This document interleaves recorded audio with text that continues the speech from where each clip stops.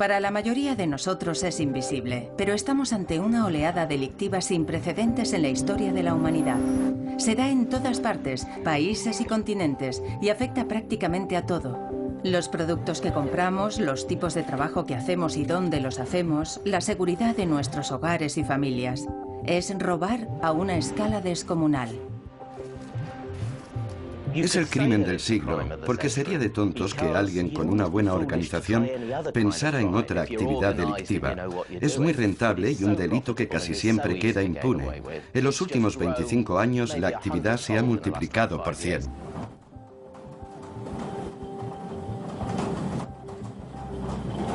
No falsificación de dinero, que solo es una pequeña parte de un todo mucho mayor. Nos referimos a todo lo demás: zapatos, ropa, artículos de diseño, productos eléctricos, medicamentos, repuestos de automóviles, chips de ordenadores, una lista interminable. En el caso de repuestos de aviones, la gente tiene que entender que no es lo mismo que un bolso, o unos zapatos de marca, o una pluma Montblanc. Hay mucha gente a quien no le importa hacer daño. Venden medicamentos falsos, pastillas de freno falsas, gafas protectoras, les da igual. Su intención es hacerte daño, robarte. Tenemos que ser conscientes y no permitirlo.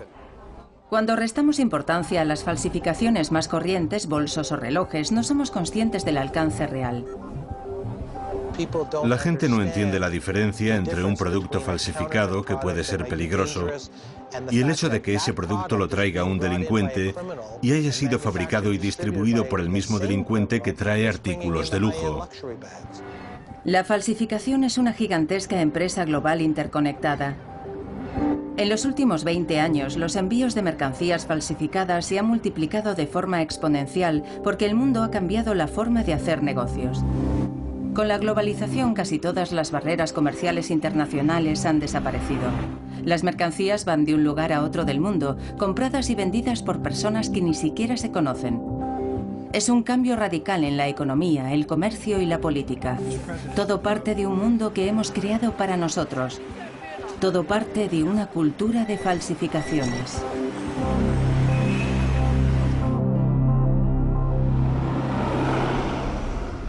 En los últimos años se ha multiplicado sin control, de forma exagerada.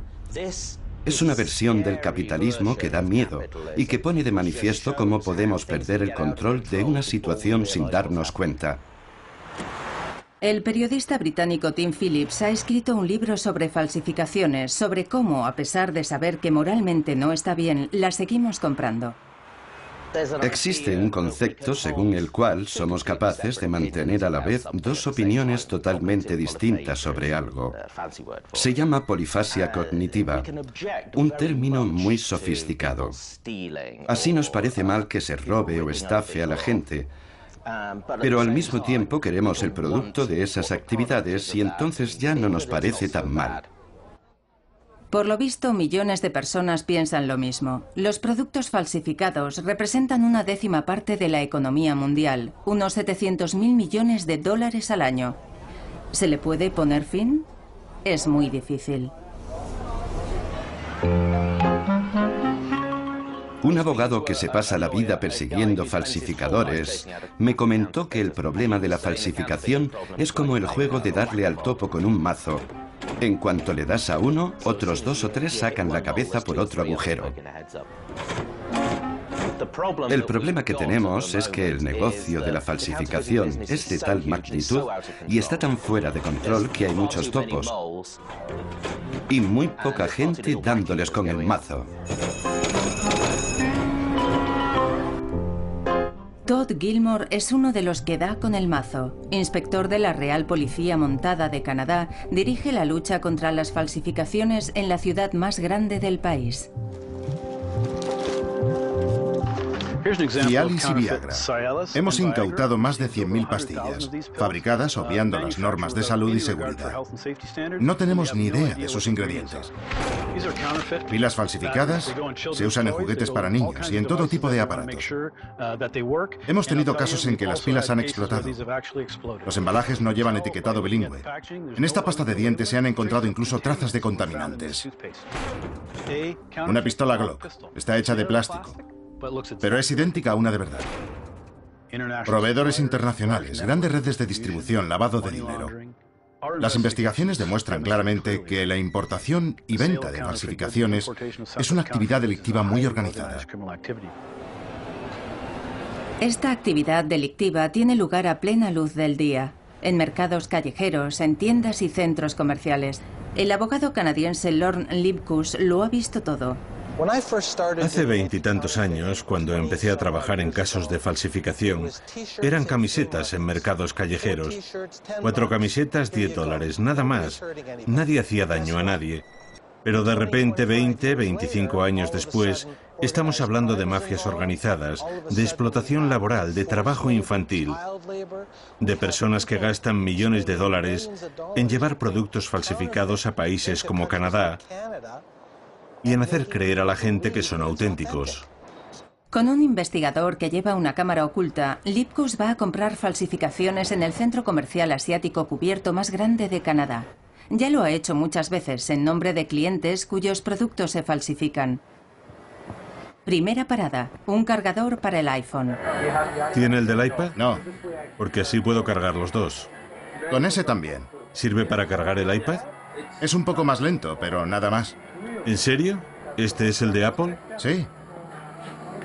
A continuación, un par de gafas de sol Ray-Ban. ¿Me las puedo probar? No, estas. Sí, claro. Sí, pruébeselas. ¿Y las Ray-Ban son $40?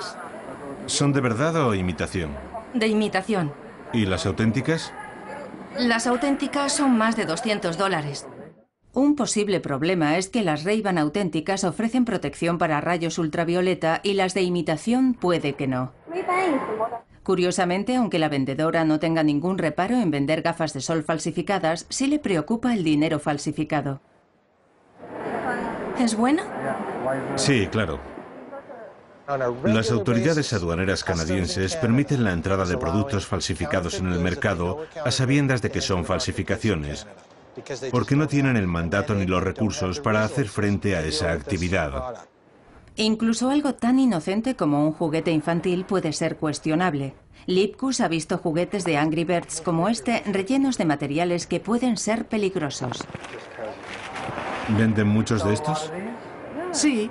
15 minutos más tarde, las compras están hechas.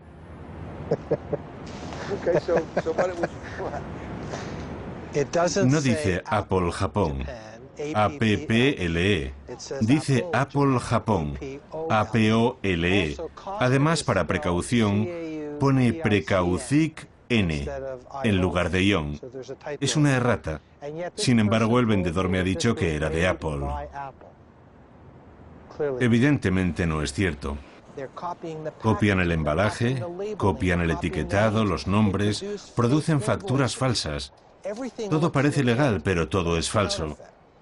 Y significa muchísimo dinero. No hablamos de millones de dólares ni de cientos de millones de dólares.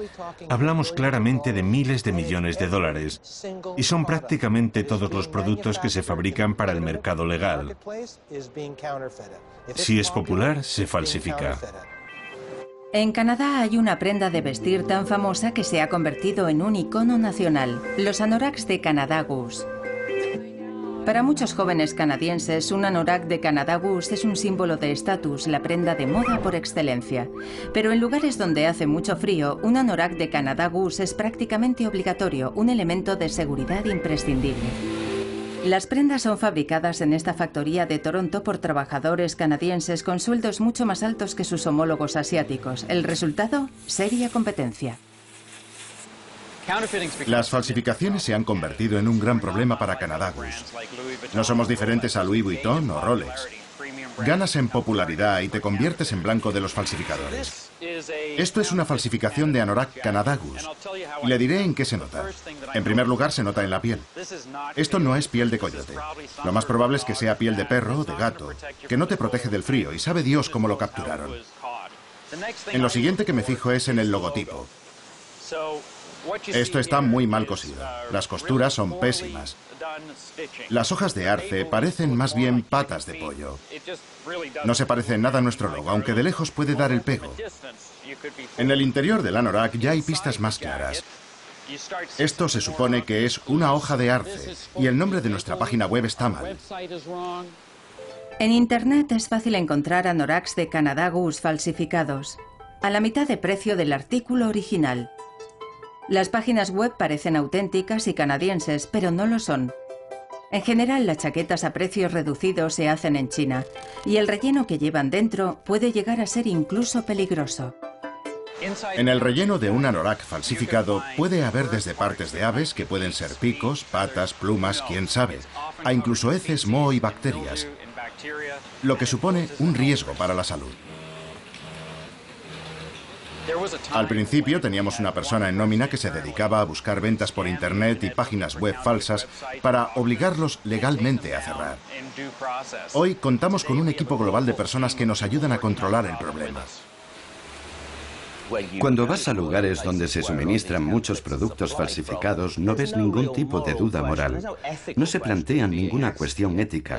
Hay demanda y ellos solo se dedican a cubrirla.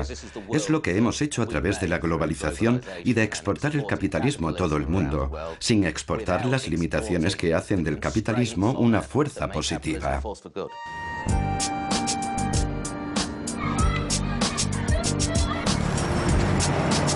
Lacoste es una de las marcas de ropa más conocidas de Francia, famosa por su icónico cocodrilo.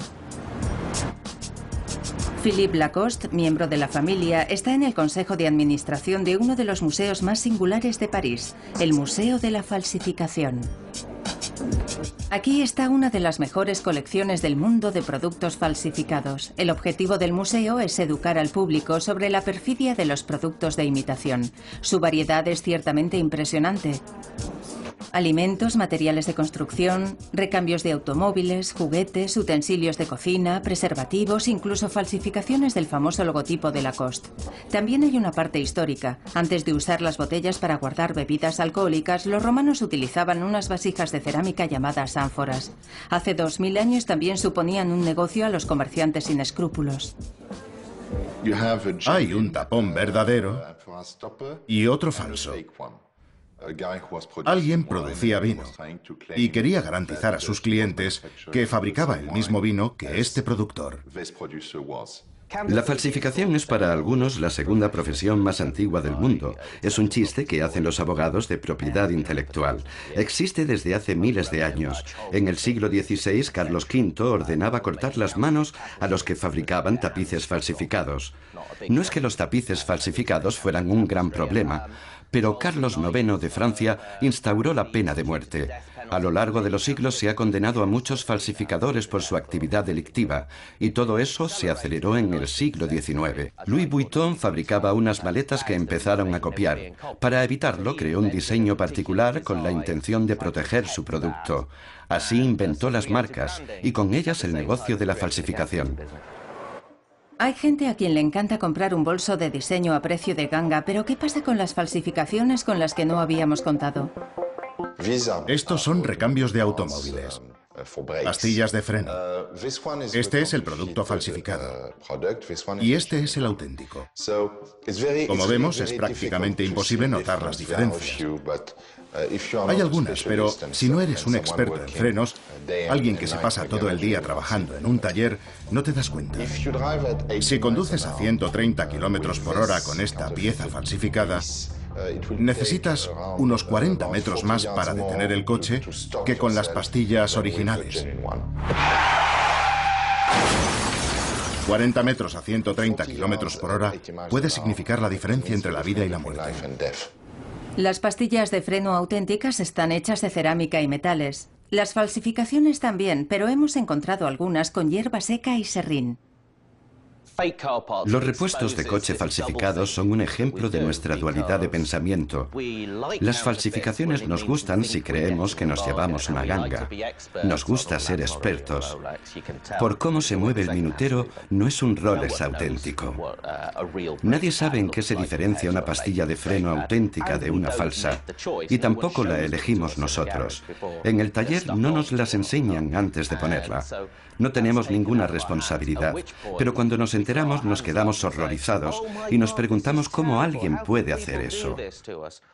Ese es el mundo que hemos creado y tenemos que lidiar con él. En ese saco están metidos los Rolex falsos y los recambios de automóviles falsificados porque vienen de los mismos delincuentes. Pero, ¿dónde están esos delincuentes? La falsificación es un negocio global, pero la realidad es que casi el 75% de los productos falsificados en el mundo provienen de un país, China.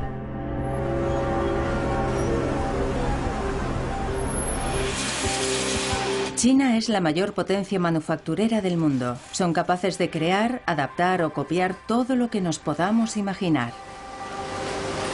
Los chinos son excelentes empresarios y en China, además, la destreza de realizar copias idénticas ha gozado siempre de gran prestigio social. Así que es normal que se hayan metido en este negocio. En el sur de China hay una ciudad cuya única actividad económica se basa en copiar. Aquí prácticamente todo el mundo se dedica a copiar obras de arte. Vincent van Gogh, Gustav Klimt, los grandes pintores clásicos.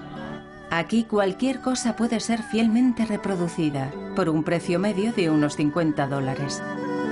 El arte de copiar se transmite de generación en generación. Se podría decir que está en su ADN cultural. La caligrafía china es una antigua disciplina, un arte que requiere años de estudio copiando las obras de los maestros del pasado. Aquí no hay improvisación, todo tiene que quedar idéntico, igual que el original de hace siglos. La tradición sigue viva en formas peculiares. En 2011, la policía de la ciudad de Kunming tuvo que cerrar una tienda idéntica a IKEA. Líneas de productos idénticos, tienda también idéntica. Y en la misma ciudad, una tienda Apple falsa. Logotipo, escaparates, uniformes del personal, todo falso.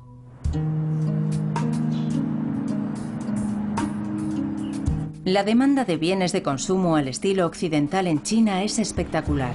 Somos Kugei, el principal productor de hierro en Hong Kong. Tratar de proteger las patentes y derechos de autor aquí es como mínimo todo un desafío. El investigador privado Ted Kabouras sigue luchando. A veces nos encontramos con nuevos diseños, productos nuevos que parecen ser de nuestros clientes. Normalmente nos avisan de antemano para saber qué buscar. Kabouras es un ex policía de Nueva York.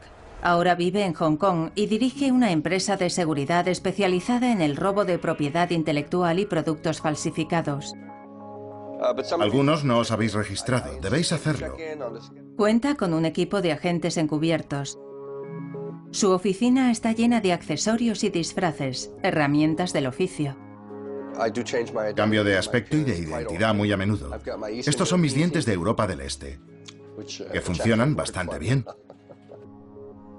Tuvimos un caso en 2008, justo antes de los Juegos Olímpicos de Beijing, y tuve la oportunidad de hacerme con una antorcha olímpica auténtica en eBay. Me presenté en una serie de fábricas y les di a entender que era un importante empresario con China y me habían regalado la antorcha olímpica. Kabouras trabajaba de forma encubierta para una empresa que perdía mucho dinero por las copias de sus bombas industriales especializadas.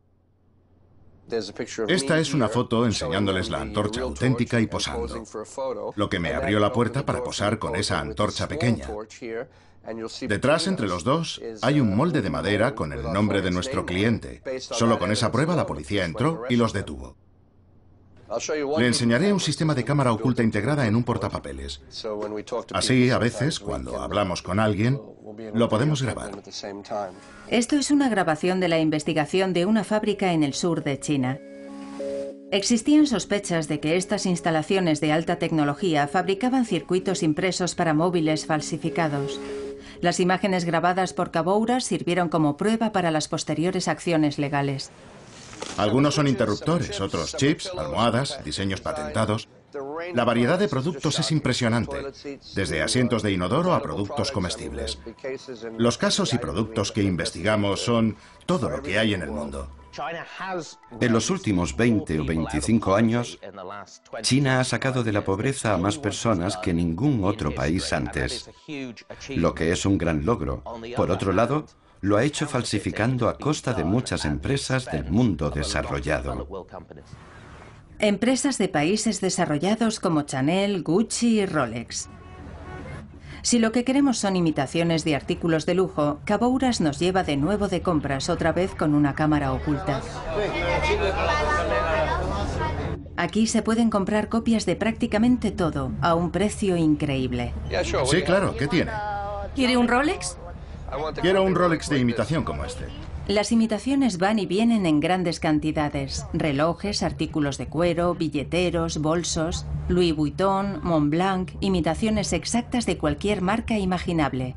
Se mira los catálogos y se hace un pedido de imitaciones personalizado y también del número de copias que se quiera de cualquier película en DVD. ¿Cuánto tardará en traerlo? 5 minutos. 5. ¿Los auriculares? Auriculares Dr. Dre, muy de moda, un artículo de $300. La imitación se vende por unos $40.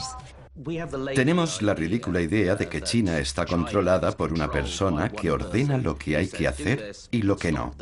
Y de que existe alguien a quien, si logramos acceder, le podremos decir que termine con las falsificaciones. Y que esa persona dirá, vale, asunto solucionado. Pero no funciona así. Muchas de las regiones y ciudades de China son muy autónomas. Son lugares donde se fabrican falsificaciones en grandes fábricas que proporcionan empleo a ciudades enteras. Todo eso no se puede parar. Incluso si hubiera una alternativa viable, se necesitarían años para hacerlo. Las imitaciones de artículos de lujo son las que mueven la economía. Para muchos no hay nada malo en ello. Se elige el producto y se paga. Pero Cabouras sabe que con las falsificaciones más siniestras no hay elección posible. ¿Quiero apoyar este tipo de comercio peligroso que no conoce límites? En los años 80, por ejemplo, la venta de drogas fue lo que cambió el mundo. Hoy en día el equivalente son las falsificaciones, y son peligros muy serios que la gente no reconoce como tales. ¿A alguien le apetece un trago? Cuidado. Miles de personas mueren cada año en todo el mundo tras ingerir bebidas alcohólicas falsificadas. Son bebidas que en principio provienen de destilerías de confianza con botellas y etiquetas de aspecto legal. De vez en cuando hay lotes especialmente dañinos y mueren personas. Entonces nos ponemos moralistas e histéricos. Pero ocurre continuamente, es otro asesino oculto. Por terribles que sean los daños provocados por bebidas alcohólicas falsificadas, no son nada comparados con el monstruo de todas las falsificaciones, los medicamentos. Según la mayoría de los cálculos, hasta el 15% de los medicamentos que se compran y venden en el mundo son falsificados. Pero en algunos países africanos y asiáticos, hasta la mitad pueden ser falsos e ineficaces.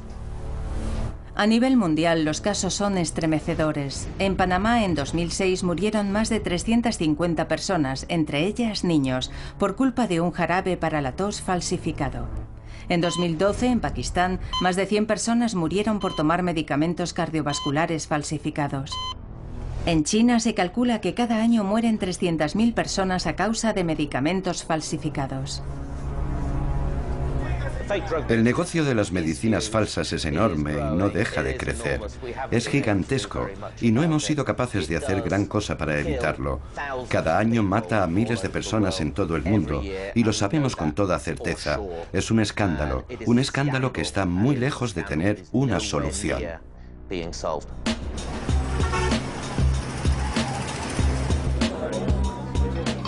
En esta conferencia de farmacéuticas en Filadelfia, el objetivo es buscar soluciones. Pulse el botón. Suena un pitido, es auténtico. Nuevas ideas de envasado y códigos de verificación de alta tecnología, lo que sea para poner las cosas más difíciles a los falsificadores. Muchos de los métodos de la lucha contra la falsificación dan buenos resultados en la cadena de suministro. Pero a nosotros nos preocupan los medicamentos, los productos en general que se mueven fuera de la cadena de suministro, como las ventas por Internet, por ejemplo. Cuando el consumidor compra el envase, solo tiene que retirar la etiqueta exterior. Y una vez retirada, revela un código de barras en 2 dimensiones y un número que es exclusivo de este envase. Después, el código se escanea simplemente con un smartphone, que nos da el mensaje de que es auténtico. Se ha criticado a la industria farmacéutica por sus reticencias a hablar de medicamentos falsificados. Dicen que, en general, darles publicidad erosiona la confianza del público. Pero esa actitud puede estar cambiando. Creo que nos iría mucho mejor como industria y como sociedad si grupos portavoces del sector como Pharma pusieran anuncios en televisión. Anuncios para que el consumidor entienda la alta probabilidad de que los medicamentos adquiridos en una farmacia desconocida fuera de Estados Unidos sean falsificaciones y puedan poner su vida en peligro. En cuanto a delitos farmacéuticos, hay 6 recomendaciones legislativas. Rick Halverson es jefe de unidad del Ministerio Estadounidense de Seguridad Nacional. Hay medicamentos falsificados en cualquier parte del mundo. Los hemos confiscado por todo el mundo. Hemos visto antipalúdicos falsificados en África y en Asia, pero también en Europa, en el Reino Unido, donde tuvo lugar una de las mayores retiradas del mercado de medicamentos falsificados. Eran para enfermedades cardíacas, cáncer y antidepresivos. En Estados Unidos también los hemos visto. Falsificaciones de Viagra, Cialis, de tratamientos cardiovasculares, antitumorales, antidepresivos. No es un problema para una parte del mundo. Es un problema global que requiere una respuesta global.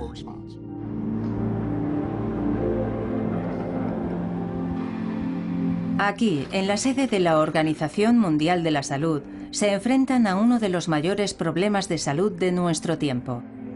Excelencias, damas y caballeros. La salud pública y la OMS están sintiendo la presión. Hey, my brothers and sisters. We have a big problem here.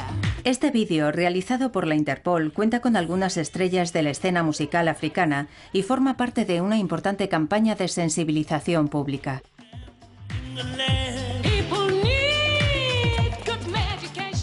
La cadena de suministro en los países en desarrollo es muy laxa. No está bien regulada porque muchos medicamentos se venden en mercados callejeros, a través de vendedores ambulantes, en la calle, en autobuses. Hacerse con medicamentos falsos para comercializarlos allí es lo más fácil del mundo. Pero los medicamentos falsificados no se limitan a países en desarrollo. A través de Internet se compran, venden y envían medicamentos por todo el planeta.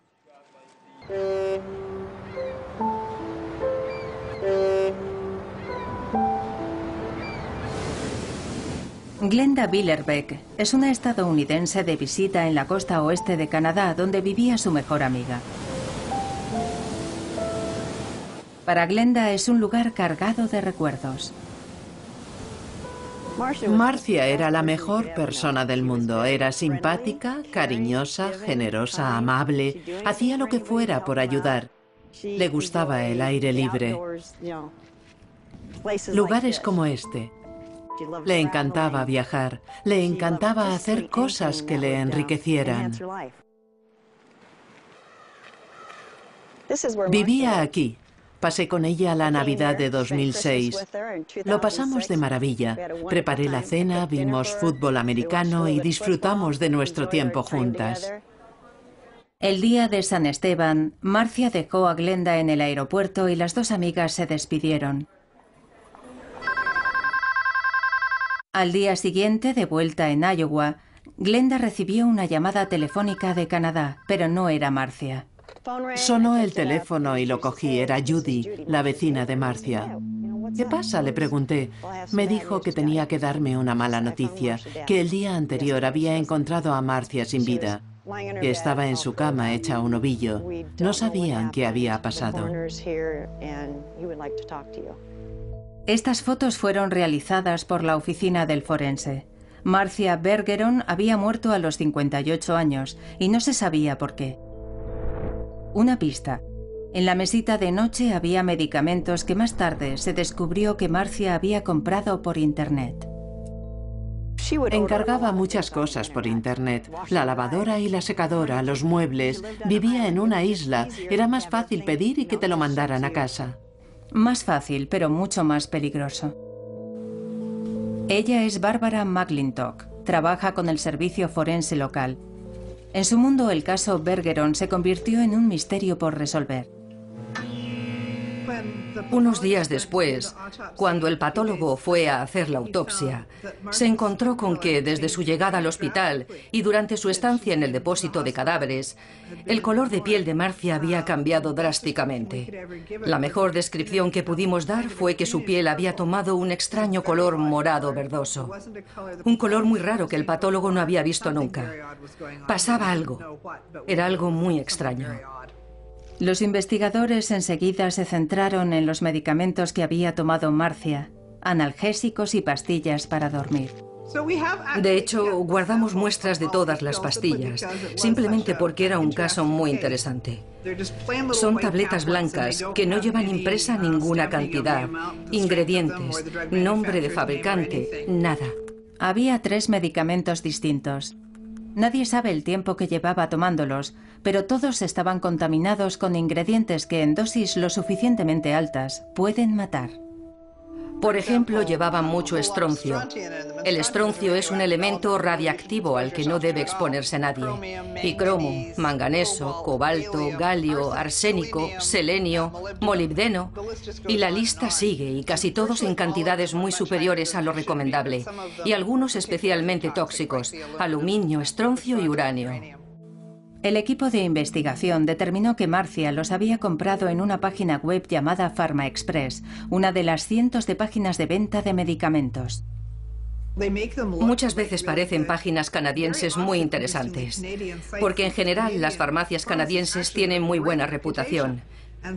Y muchas de las páginas, como en la que Marcia compró los medicamentos, parecen de farmacias canadienses auténticas. En realidad, son páginas de estafadores que están en cualquier lugar del mundo y son difíciles de controlar. Lo mires como lo mires, lo que hacen los que venden esas pastillas por Internet son asesinatos. Las autoridades estadounidenses creen que lo que pasó fue que la fábrica donde se hicieron las pastillas estaba cerca de un montón de residuos mineros en la India, un lugar en el que se habían extraído metales. Y seguramente los que fabricaron las pastillas se dedicaron a recoger cubos del polvo sobrante de la mina de forma gratuita y lo utilizaron como relleno. Seguramente eso fue lo que causó el envenenamiento de Marcia. Los investigadores creen que el cerebro detrás de la farmacia por Internet de Marcia era Leo Kubayev, un ruso residente en Estados Unidos. Ahora está en la cárcel por delitos sexuales, pero otros han ocupado su puesto y el negocio de las farmacias falsas por Internet no deja de crecer y matar. Si alguien se cree a salvo por evitar farmacias en Internet, lo sucedido en el 2012 demuestra lo contrario. El martes, las autoridades dieron la voz de alarma al advertir a los médicos de un medicamento de quimioterapia falsificado. Fue una bomba. Se había descubierto una versión falsificada de un antitumoral Avastin listo para ser inyectado en los pacientes en clínicas y hospitales oncológicos de Estados Unidos. En general, la gente cree que si va a su farmacia habitual o a su centro oncológico recibirá el mejor tratamiento. Con los fármacos inyectables, no sé cuánto está en manos del consumidor. Apenas tiene margen para protegerse. La situación está pasando a otro nivel y la sofisticación con la que trabajan los falsificadores mucho más. Ahora ya no solo estafan a la gente pobre de ciudades pequeñas o que quieren medicinas baratas. Ahora tienen la capacidad de engañar al sistema de abastecimiento de hospitales y médicos, lo que me hace pensar que se han convertido en auténticos expertos, motivo de pánico si eres un consumidor. Tiene que haber un lugar en el infierno para los criminales capaces de quitar a alguien su medicación contra el cáncer. La medicación que le salva la vida y cambiarla por medicamentos falsos. Lo único que les importa es el dinero. No les preocupa nada más. Con los productos farmacéuticos no les preocupa ni los ingredientes ni su efectividad. Solo les importa el aspecto y el dinero que pueden ganar. Es increíble que hayan sido capaces de hacerlo. ¿No tienen conciencia? ¿No piensan que están quitándole la vida a una persona? Yo he perdido a una buena amiga, simple y llanamente.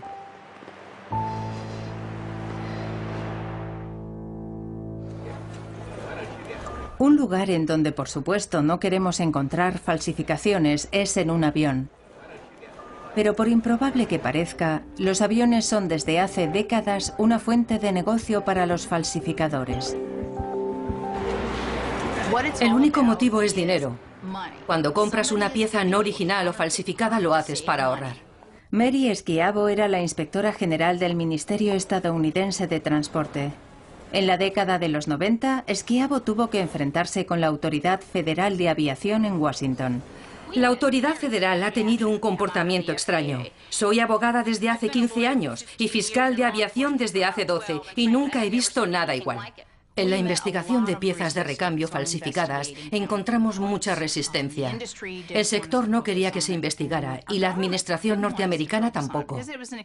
Porque era un gasto, así lo dijeron, que las compañías aéreas no se podían permitir. Asumimos que un avión es como una televisión. Una sola unidad. Pero no es así. Los aviones se desmontan y se vuelven a montar. Cada pieza tiene una vida útil durante la que es segura y después hay que prescindir de ella. El problema aparece cuando las piezas no se eliminan, sino que no se sabe cómo encuentran la forma de volver a la cadena. A la gente siempre le sorprende porque es algo que he oído miles de veces. Si no fuera seguro, no le permitirían volar. Y yo pregunto, ¿quién no lo permitiría? La administración. Pero no está en manos de la administración. Hay menos de 4.000 inspectores y decenas de miles de aviones en todo el mundo. El equipo de Schiavo investigó el asunto hasta el final. Una de las investigaciones que llevamos a cabo estaba relacionada con repuestos de helicóptero. No eran originales y descubrimos que las piezas habían llegado hasta el helicóptero del presidente, el Marine One. Ahí fue cuando empezaron a creernos. Si las piezas no originales habían llegado al helicóptero del presidente, el problema era grave. Pero era peor porque encontramos piezas de recambio de los 747. Y sí, sin ninguna duda, esas piezas también iban para el Air Force One presidencial. Por ejemplo, aquí tenemos un tren de aterrizaje. El problema era general, como demostraban sus investigaciones poco deseables para el sector y la administración. Pusimos en evidencia a la mismísima Administración Federal de Aviación de Estados Unidos, porque tienen aviones y piezas de repuesto. Cuando auditamos los contenedores de piezas de recambio, encontramos que el 39% de sus propias piezas de repuesto eran o no las originales o falsificaciones. Aunque remontajes y revisiones de mantenimiento son una posible fuente de repuestos no originales o falsificados, tampoco es la única. La compañía American Airlines lo descubrió de la peor manera posible, con un avión de apenas 4 años. Uno de los ejemplos más escandalosos de cómo funciona el negocio de repuestos falsos fue cuando un AA965 se estrelló en Colombia. Fue en 1995.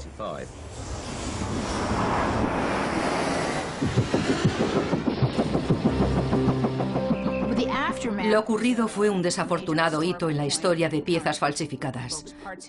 Una avalancha de gente llegó al lugar del accidente, según los informes, cuando el avión todavía echaba humo. 155 personas muertas, pero entre los primeros en llegar al lugar del accidente, los desguazadores. Empezaron a desguazarlo, a cortar piezas.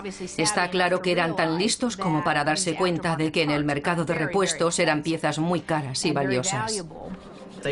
Desguazaron cientos y cientos de piezas y las sacaron de la montaña en avión en menos de 24 horas.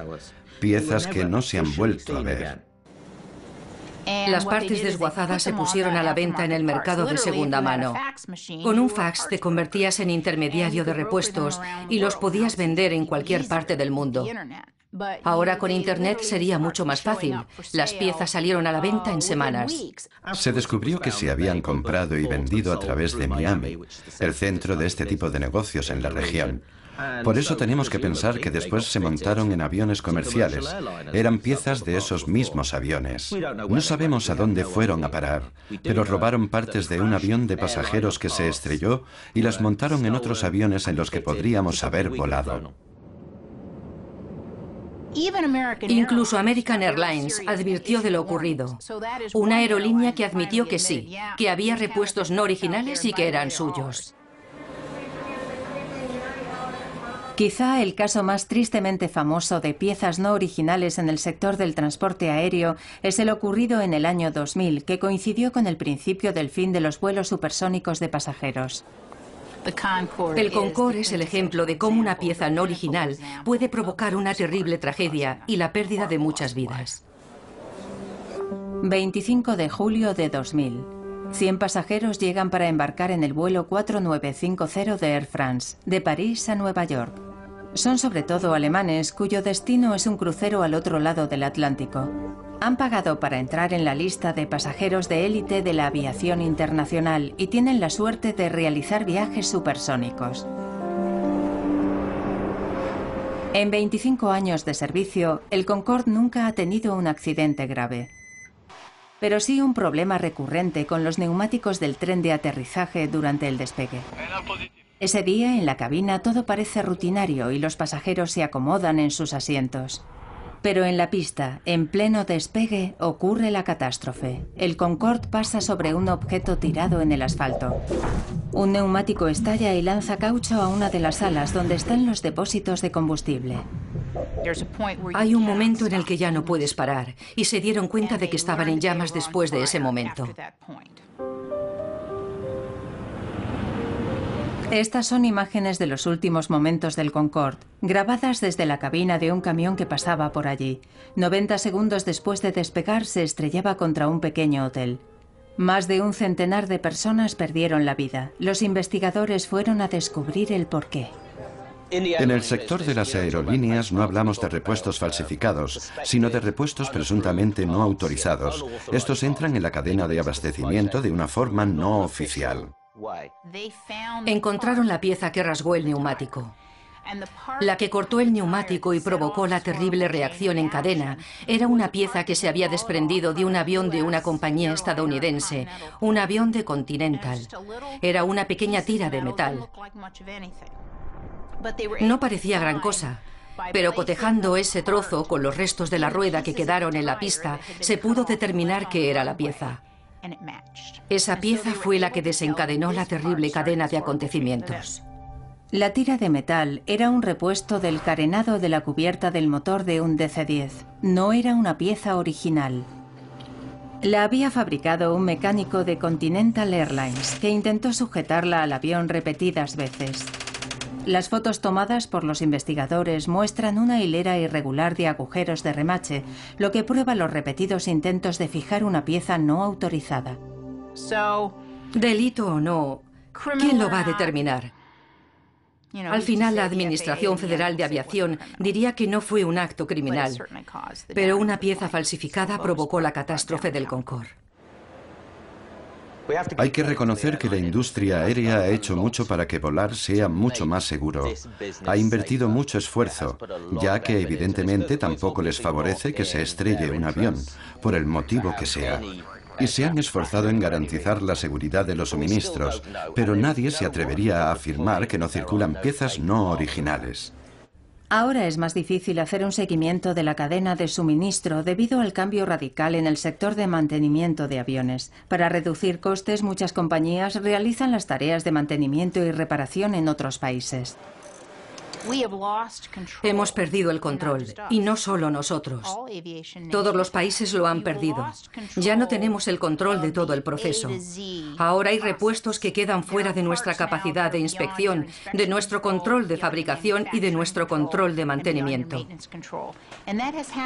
Y eso ha ocurrido en las últimas 2 décadas. Es la aviación moderna porque, por definición, la aviación no tiene fronteras nacionales. Y la aviación podría tener un gran futuro, porque ahora todo el mundo puede volar. O podría tener un futuro muy peligroso, porque si no hay fronteras nacionales, ¿quién dictará la ley?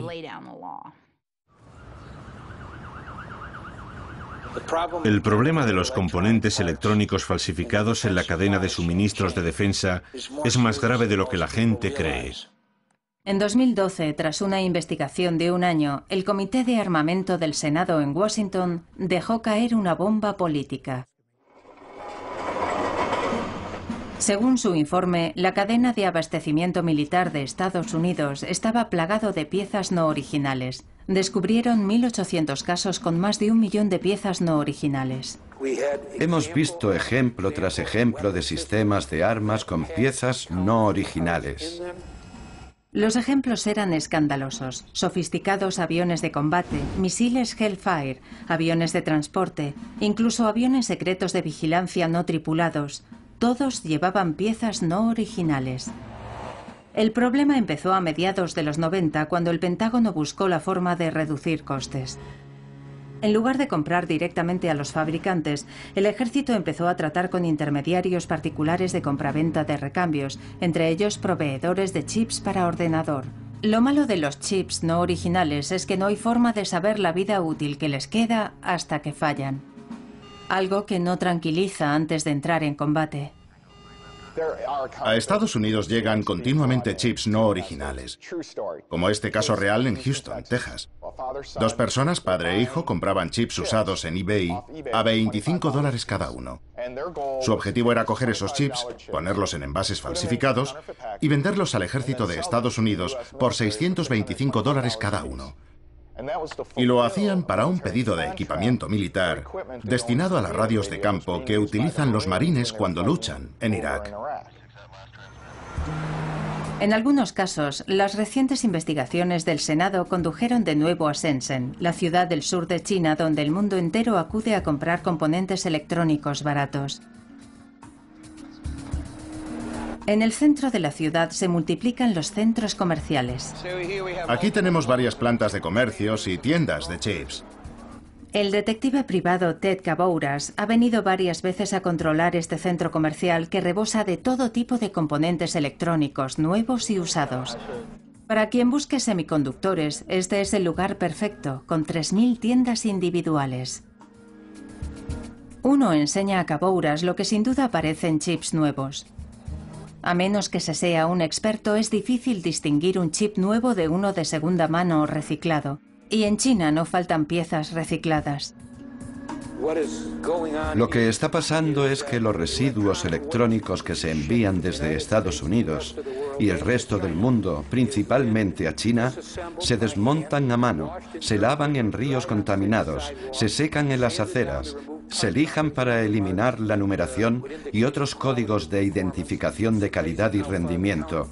Es increíble lo lejos que están dispuestos a llegar los falsificadores. El problema no es China. El problema es la drástica reducción del presupuesto militar que ha llevado al ejército a comprar a intermediarios poco éticos piezas usadas, piezas no originales.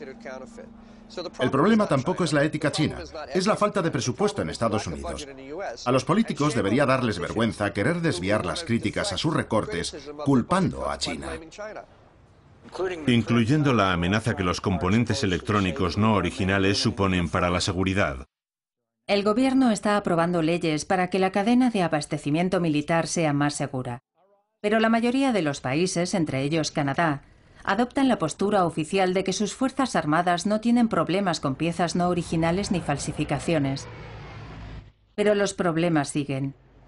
Aviones de transporte Hércules nuevos, utilizados por fuerzas aéreas de todo el mundo, entran en servicio. Hoy todos nos alegramos de estar aquí para dar la bienvenida al primero de los 17 nuevos aviones Hércules C-1. Sin mencionarlo en la ceremonia oficial, el Ministerio Canadiense de Defensa reconoce que ha encontrado chips de ordenador falsificados en al menos uno de los nuevos aviones. Los instaló el fabricante Lockheed Martin sin darse cuenta.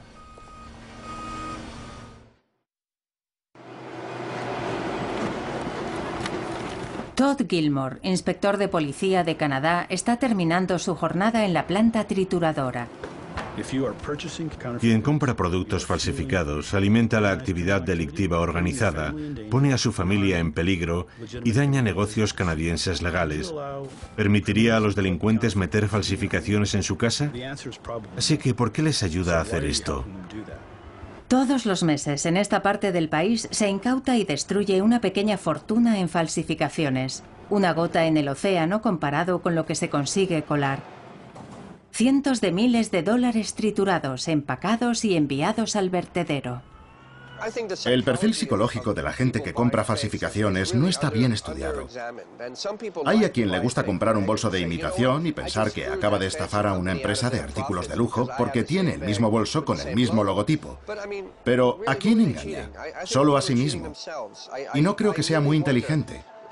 Además, la gente también tiene que tener en cuenta el hecho de que está contribuyendo a delinquir en una amplia gama de productos, no solo bolsos, sino también en sectores económicos que hacen mucho daño.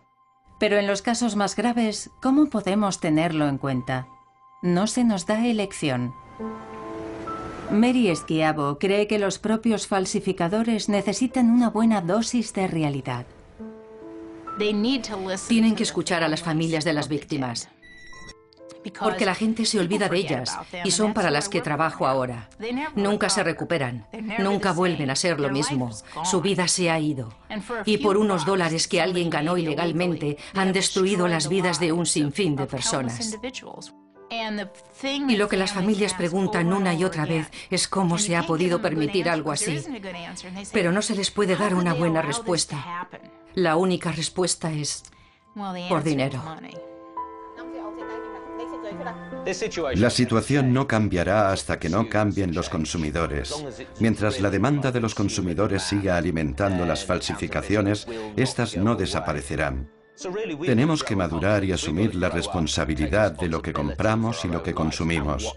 Es una idea un poco anticuada, pero es cierta. Tenemos que hacerlo y darnos cuenta de que una ganga no es solo una ganga por lo que pagamos por ello.